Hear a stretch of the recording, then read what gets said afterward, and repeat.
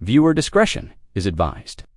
The following content is intended solely for educational and informational purposes. This is a transcript of federal courtroom testimony from the Sean Diddy Combs trial, as reported by Inner City Press. No one anticipated that Justin Combs would testify against his father. The courtroom was quiet, eyes locked on the prosecution's table till a side door opened. Justin entered. A collective gasp spread across the room. Even the judge hesitated. No statement, no legal team, just Justin stepping forward. Up until now, he had remained silent despite the headlines, leaks, and audio recordings allegedly too disturbing for public release. But something had shifted. Perhaps it was the overwhelming evidence. Maybe it was a sense of betrayal. Or maybe it was hearing those private recordings in court. Whatever the reason, Justin had reached his limit. He wasn't speaking as a celebrity's son. He was speaking as someone who had seen too much and said too little. And when he finally did, the courtroom was unprepared for what he would share. What Justin disclosed about his father's parties, behavior, and influence wasn't just shocking, it was a warning. That day began like every other during the trial. The courtroom buzzed softly with chatter. Reporters waited in their seats. Lawyers reviewed notes. Everyone expected another scheduled witness. Instead, the doors opened, and Justin Combs walked in. Alone, no team, no advance notice. The atmosphere shifted instantly. Some assumed it was a mistake. Others thought it might be a ploy. But Justin's slow, steady walk and focused expression made it clear. This was real. Judge Williams looked up. Diddy, who had been relaxed, suddenly stiffened, his face pale. Justin walked straight to the stand without glancing at anyone, including his father. "I wasn't asked to testify today," Justin began. "I requested to speak. The judge granted permission."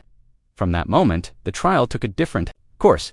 What Justin shared wasn't speculation or social media hearsay. It was personal. It came from behind closed doors, from a son watching his father become unrecognizable. "I've stayed quiet all my life," he said. "I've defended him publicly, stood beside him at events, and carried his name proudly. But that can't erase what I witnessed and experienced." Then, he turned slightly toward Diddy. "You did this." Justin explained that it all started under the guise of celebrations, what his father called gatherings of success. These were regular events, portrayed as networking parties. As a teen, he didn't question it, but over time, he began to see the reality. The events were held at one of Diddy's homes. Black SUVs parked out front. Security stationed everywhere. Guests had to surrender their phones at the door. The reason? Privacy? But it felt like secrecy, like something they didn't want exposed. If you're finding this testimony revealing, consider liking this video and subscribing for ongoing updates on high-profile trials. Justin recalled that at first, he was kept away from certain areas. The lighting was low, music played softly ambient and hypnotic, no visible cameras, but mirrors were everywhere. It felt like someone was always watching. As he got older, his father brought him deeper into the fold. "It's time you understand how we maintain power," his father said with a smile, not warmth, but a test, at 21. Justin followed Diddy into a back room, thinking they'd talk business. What he saw instead deeply disturbed him. People engaging in acts he hadn't expected. Some were familiar industry faces. Some looked uncomfortable, as if they didn't want to be there. His father orchestrated the entire scene. Justin paused. "I didn't know how to leave. That was the point. Once you're in, there's no way out." A few days later, Justin confronted his father privately. "I told him I was disturbed by what I saw," he said. Diddy dismissed it. "This is how things work. This is how control is maintained." Then he added, "One day, you'll be running it all." That moment filled Justin with dread. "I realized I wasn't being mentored. I was being conditioned to continue something toxic." He began to see how his father used influence, calls that ruined careers, canceled collaborations, damaging press stories appearing out of nowhere. He witnessed it firsthand. He recalled an incident in 2019. A young artist, full of talent, signed to the label. After raising concerns about an event, his contract was abruptly terminated. Diddy claimed the artist was difficult. Justin saw it differently. "I watched his dreams collapse." He looked around the courtroom. "My father didn't just harm reputations, he harmed lives. That, he said, is why he came forward. Justin leaned closer to the mic. It wasn't just the party sit was a system. He had started documenting what he saw. His father's reach extended beyond music to media, law enforcement, and executives. If he had a problem, he knew who to call. If something needed to disappear, it would. Justin shared a moment from 2020. He overheard a phone call. A girl had been injured at a hotel. "It's handled," Diddy said. "Footage is gone. Staff won't talk. Just get the NDA and settlement to her by morning," Justin confronted him again. "I asked what happened. He said, nothing we didn't pay for." That's when Justin understood this was more than secrecy. People were getting hurt. Diddy, he said, maintained power through fear, favors, and finances. Those in his inner circle received opportunities. Step out of line, and it vanished. Or you did. Justin tried to distance himself, skipped events, avoided bringing friends, tried to build his own life, but Diddy noticed. He called constantly, asked about his whereabouts. "One time I found spyware on my phone. When I asked, he said, family must stay close to many enemies. The control extended to every area, friend's career, relationships. Nothing truly belonged to me. Everything served his interest." Justin's tone grew somber. "I convinced myself it wasn't as bad as it looked. But the evidence changed everything. When he learned about the recordings being submitted to court, he was skeptical. Then his father called not to check on him, but to reinforce loyalty. We close ranks, he said. That call wasn't about love, it was about control. That was the turning point. I started connecting the dots, the parties, the manipulation, the silencing. I had been a part of it by staying quiet. He told the court he contacted prosecutors voluntarily. I said, I'm ready. Ask me anything. I knew the risks. I knew my father would never forgive me. But some things are more important than loyalty, like human decency. He looked at the jury. I wasn't just a witness. I was complicit through silence. Then he turned to Diddy again, and you counted on that. Justin closed his eyes briefly, then continued. When the prosecution asked for evidence, I hesitated. But I had kept records 5 years' worth, dates, names, incidents. I recorded conversations when I could. I took photos of papers from my father's office. One document stood out a list of industry figures with notes: compliant, resistant, leverage, family pressure, financial control. It was a roadmap of manipulation. The prosecution submitted it as Exhibit 42. People who vanished from the spotlight. Justin explained how he found it after a large Miami event. He overheard his father discussing someone who needed to be moved to the handled column. The tone wasn't business, it was something else. The document had been hidden in a safe behind awards. The combination, Justin's birthday, that detail still haunts me. He photographed every page, unsure how he'd use them, but knowing they could matter someday. He handed everything to the prosecution. At first, I saved it to protect myself. Later, I realized it could help protect others. Another sealed item was entered, an audio recording. Is this one of your recordings? Asked the prosecutor. Yes, Justin said. From December 2022, my father was on the phone with a network executive. A young actress had made accusations. On the call, he detailed exactly how her career would be ruined unless she signed an NDA. Justin's voice faltered. He laughed, said she'd never work again, maybe land a commercial in Nebraska. He said he owned enough people to ensure it. Asked about other recordings, Justin confirmed there were many conversations about payoffs, surveillance, media smears, and silencing dissent. This wasn't just about entertainment, he said. It was about power, the ability to control careers, people, narratives. The prosecution submitted an email chain. Justin confirmed it involved label executives and station heads coordinating to sabotage an artist who refused to attend a private event. His single was pulled, tour dates canceled, negative stories planted. Within 3 months, his career was gone. Last I heard, he was back in his hometown selling cars. Justin said he eventually saw the pattern. It wasn't isolated, it was systematic. Anyone who resisted wasn't just ignored. They were erased. They were erased. They were erased. Justin testified that his father had influence far beyond the music industry. He spoke of police officers who made charges vanish. doctors who provided whatever prescriptions were requested, and hotel staff trained to disable certain security cameras on specific nights. Justin's voice broke for the first time as he looked down to collect himself before continuing. The hardest part wasn't gathering the evidence. It was coming to terms with what it all meant, that my father, the man who raised me, who I loved and looked up to, was intentionally harming people, and he expected me to follow in his footsteps. He recalled a conversation from his 25th birthday. His father had pulled him aside, told him he was proud, and said he'd soon be ready to take over. Then he showed Justin a new section of the list, people his age, including friends, co-workers, even someone he had once dated. His father had detailed information on each of them. He called it Justin's inheritance. Justin's hands trembled slightly. That night, I realized I had a choice. I could either become him or I could end it. There was no middle ground anymore. When asked what finally pushed him to act, Justin described a voicemail he had saved. It was from a friend, someone close to their family who had been at one of the parties. She sounded frightened, said she had woken up somewhere unfamiliar, had no memory of what had happened, but she was hurt. She called Justin because she was too afraid to go to the police. What happened to her? The prosecutor asked. She vanished for 2 weeks.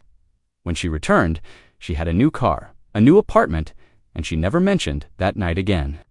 She stopped making music, withdrew from the industry, and eventually moved back in with her parents in another state. He looked at the jury. If you want to understand how powerful my father is, ask yourself how his own son could stay silent for so long. Ask how many others are still silent, still trapped in his system. For his final statement, the judge permitted Justin to speak directly to his father. He rose, walked a few feet closer, and made eye contact. You built an empire based on fear, he said. You called it success. You called it a game. You even called it family. But what you really built was pain. Diddy remained silent. His lawyer whispering beside him, Justin held his gaze. I saw what you did to others. I saw what you did to me. I heard the things you said when you thought I couldn't hear. You broke people to stay in control. Justin then pulled something from his pocket photos from his childhood with his father. This was me at 10. Idolizing you. That boy deserved better. He showed the photo to the courtroom. Turning back to the jury, he said, if you think this is just about parties or business, you're missing the bigger picture. This is a system built to silence and dominate. And if we don't stop it now, it won't stop on its own. Facing his father one last time, he always said, can't. Stop. Won't stop. Well, I'm stopping it today. He returned to the stand, gathered his belongings, and walked out of the courtroom without a backward glance, and Diddy. He sat there pale, still, fingers gripping the table for the first time in decades. No longer in control of the narrative. When Justin Combs stepped down from the stand, he didn't appear victorious. He looked like someone who had finally broken free. The room remained tense, as though holding its breath. Even the judge appeared shaken. Some jurors wiped away tears, and for the first time during the entire trial, Diddy looked defeated. Did not address the press outside. He didn't wave. He didn't pose. He simply walked out the front of the courthouse, head high, but carrying the weight of years of silence. When asked later by reporters if he regretted his testimony, he reportedly said, "The only regret I have is not speaking sooner." But outside that courtroom, the world was just beginning to respond. The music industry was thrown into quiet disarray. Executives called urgent meetings. Agencies paused deals. Artists who had once proudly worked with Diddy released cautious statements of distance and concern. Behind closed doors, PR teams issued internal advisories, urging clients to remove social media posts featuring Diddy, while many claimed surprise. Online users quickly began connecting the dots. Legal analysts immediately started breaking down the implications. One attorney told CNN, "What makes Justin Combs' testimony so devastating isn't just the emotional weight, it's the evidence, journals, recordings, photographs. This isn't hearsay. It's carefully collected documentation over years. Within hours, stock values tied to Diddy's ventures plunged. Brands that had endorsement deals with him released public statements announcing suspended partnerships, pending legal outcomes, but industry insiders knew. This wasn't something you recover from. The aftermath became even more significant in the days that followed. Within 24 hours of Justin's testimony, 3 additional witnesses who had previously refused to come forward contacted the prosecution. Justin's courage was giving others permission to speak. The hashtag Justin spoke up trended globally.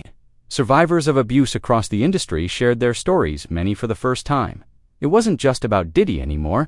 It was a long-building reckoning finally reaching the surface. Old interviews resurfaced where Justin seemed uncomfortable beside his father. Photos where his smile didn't reach his eyes. Videos of Diddy speaking about training his children for success, while Justin stood silently. People were now seeing these moments differently. Perhaps most telling was the response from other high-profile industry families. Children of several major figures made subtle but visible shows of support alike. A comment, a brief statement about standing with truth-tellers. Small gestures, but they hinted that Justin wasn't the only one holding secrets. Fans weren't just stunned, they were moved. They supported a son forced into an impossible decision. They admired his strength in breaking the cycle, and they were furious that such a system had gone unchecked for so long. Experts in child psychology weighed in on the long-term effects of growing up in such an environment. What Justin described is, at its core, grooming. One psychologist explained on a morning show, he was gradually desensitized to immoral and possibly illegal behavior brought in so early that complicity felt normal. Escaping that conditioning requires enormous courage. Security footage outside the courthouse captured a moment that media didn't. Justin's siblings waiting for him. The embrace they shared said more than any statement could.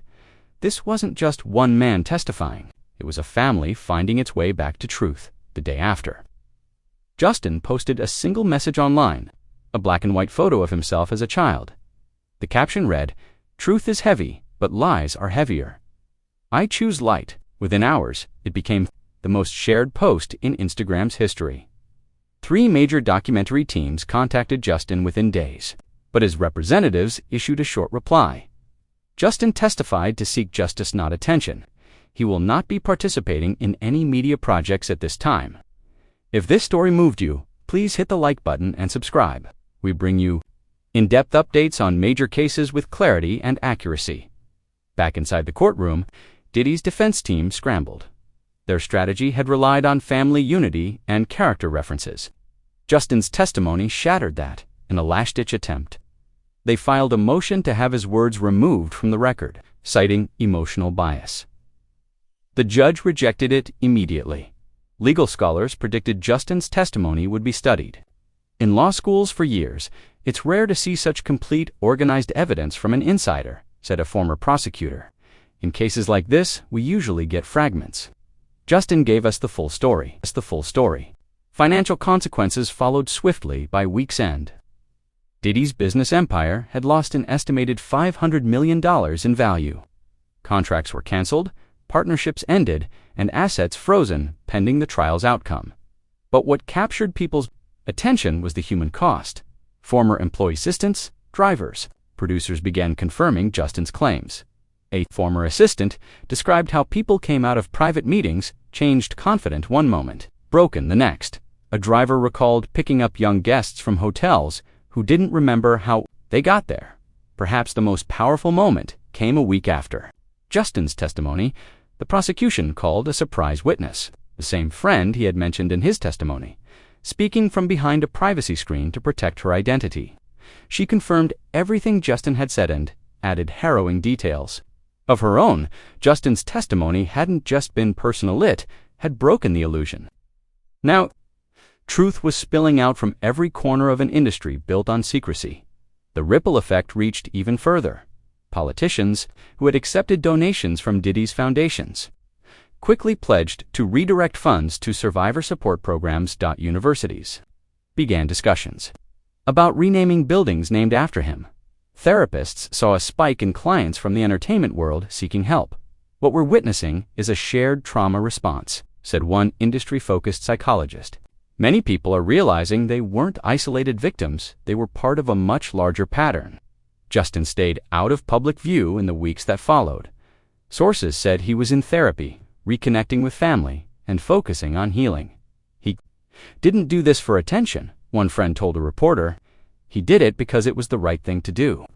Legal experts suggested the case might never go to a full verdict. The evidence was so strong, a plea deal seemed likely. But, in many ways, the public had already made up its mind. As court adjourned that day, the judge made a rare personal